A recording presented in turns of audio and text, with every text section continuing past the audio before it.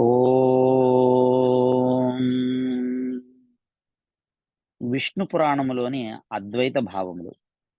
విష్ణు పురాణము అద్వైత తత్వాన్ని బోధించడానికే ప్రధానంగా ఉద్దిష్టమైనదిని జాగ్రత్తగా పరిశీలిస్తే స్పష్టంగా తెలుస్తుంది.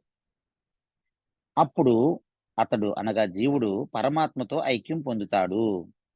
ద్వైతము అజ్ఞాన కల్పితము అని 6వ స్కందంలోని 7వ అధ్యాయంలోని 93వ శ్లోకంలో చెప్పారు.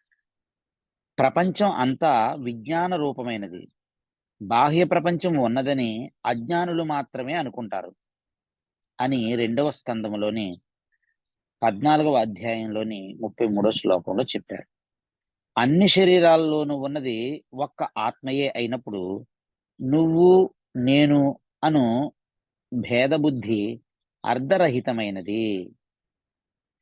యదా సమస్త దేహేషు పుమాన్ ఏకో వ్యవస్థితః తదా హి కో భవాన్ సోహం ఇతి ఏతత్ విఫలం వచః